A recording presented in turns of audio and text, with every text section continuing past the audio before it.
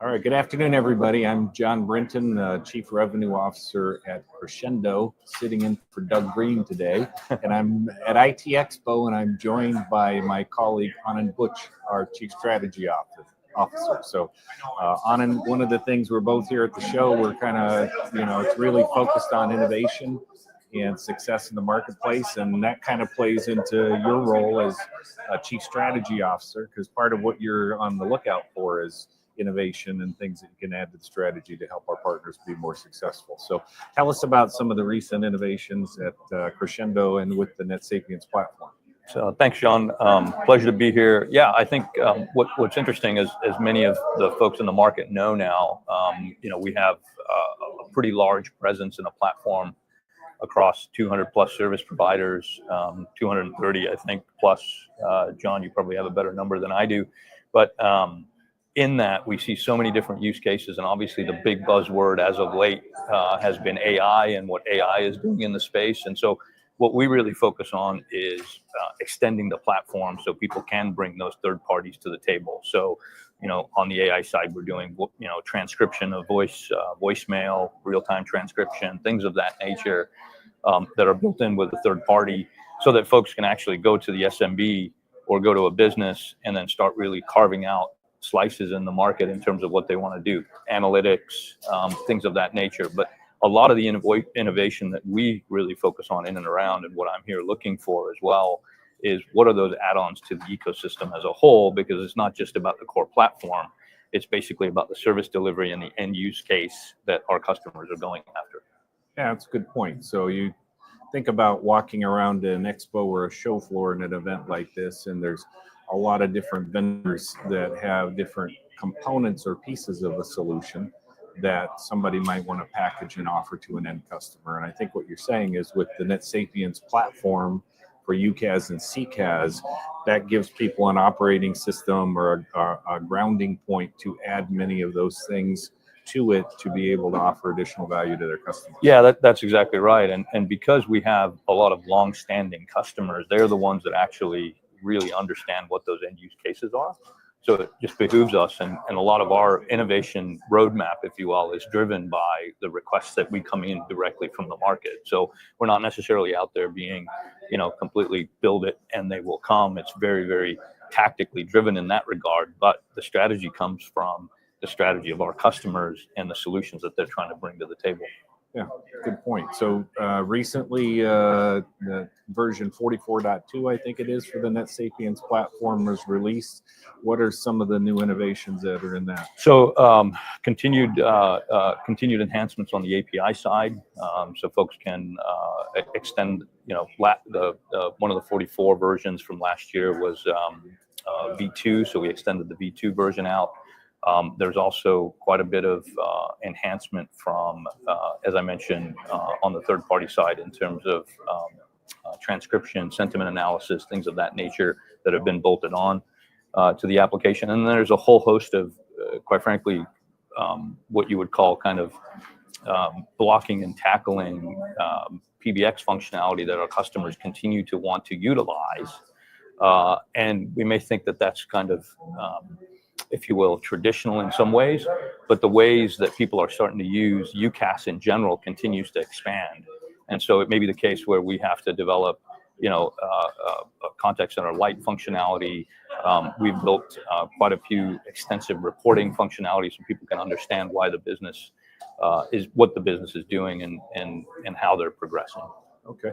And I know the last couple of years, we use the term ecosystem. I don't know if people, understand what that is, so maybe you can explain it to our audience. But the past couple of years, you and your team have spent a fair amount of time building out a structured ecosystem program for the NetSapiens platform that our licensees can leverage. What's that all about? Yeah, so again, I think, and you used this term earlier, and that's a term that I've been using for the last couple of years, is the NetSapiens core platform is becoming more and more like an operating system. We have applications out of the box that people can use, but that being said, we also have the extensibility to offer other services that people want to bolt on, CRM integrations, again, recording solutions, enhanced video solutions, things of that nature that people still want to provide to the enterprise. Our EVP program now standardizes the way we look at vendors that participate. And then obviously, as you know, John, at our user group meeting, we have a large supporting vendor ecosystem that is a part of our end customers and our service providers. And so we're trying to formalize and structure that group because we have 5 million and growing users out there that vendors want to have access to. So instead of just picking and choosing anybody and kind of having it be a free-for-all, we're trying to be a lot more disciplined about which partners participate in that program. We've structured that program. It includes things like webinars, things like structured interop programs, access to the right team members on our side so that we can do the technical interoperability and the integration that's required. So we go through a kind of very rigorous process so that then we can stamp somebody as a part of the ecosystem program. Great. So you probably liken it to sometimes on a show floor at an event like this, there's a certain level of speed dating where there's so many vendors that people see and they're talking through.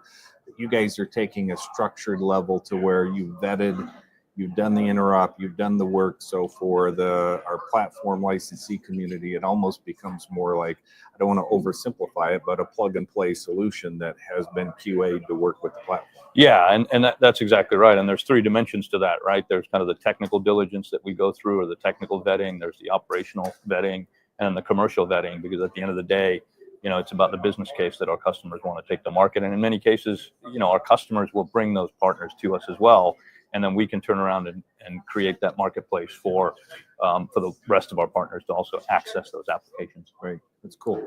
Let's shift gears a little bit. One other thing I really love about an event like this, and I know you do too, because I know where your passion is that when you are at the expo and you see so many vendors that are in the UCaaS or CCaaS space or that are providing business communications, quite a few of them are our licensees. Yeah. They're people that use the NetSapiens platform. And, we liken it to kind of being the NVIDIA inside their offers. And one of the things that's really unique, and you were one of the founders of the company, so you have always had this as part of your credo, is that most end users don't even know that they're on our platform because it's 100% brandable and creatable and moldable by those service providers. So talk a little bit more about that. Yeah, I mean, I think thanks, John. I mean, I think absolutely. It's very humbling, actually, having been in this particular ITEXPO community for as long as we have, having launched way back before, and then having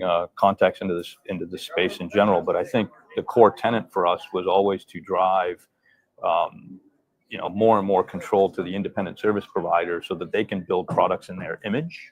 Mm-hmm. And so to see, every year as we go back and we come back, as we continue to grow, there's more and more of our service providers that are in the hall, and every single one of them, and that's the beauty of the market, right? Every single one of them, in many cases, don't even overlap against each other because they're going after certain parts of the market.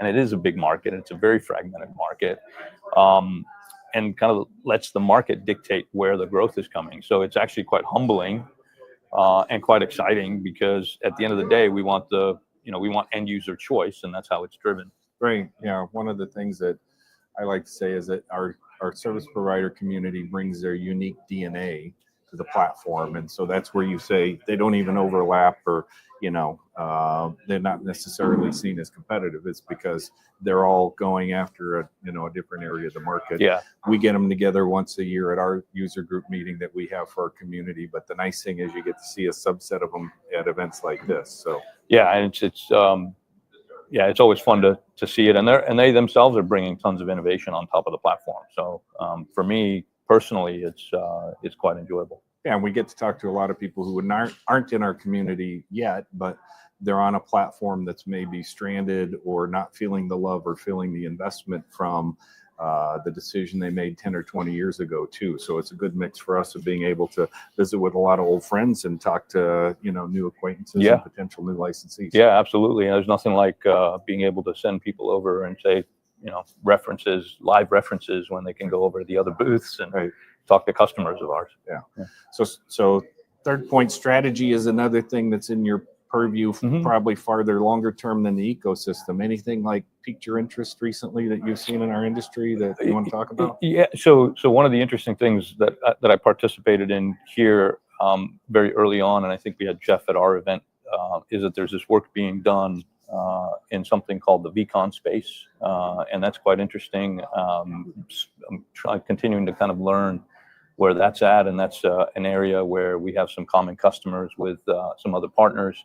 But that whole notion of what Jeff Pulver is looking at with respect to VCons is quite interesting, and so I think that's probably the most interesting thing so far. But it's, we're only a day in, so I'm Right. sure there'll be some other stuff over the next couple of days. Yeah, always looking for what the market's going to want at some time in the future. Yeah. All right. Well, I'm John Brinton. This is Anand and Buch. We're both from Crexendo. If you want to find out more about our NetSapiens platform, you can go to netsapiens.com. We're coming to you live from ITEXPO, and it's been my pleasure to sit in for the honored Doug Green today. Thank you. Thank you.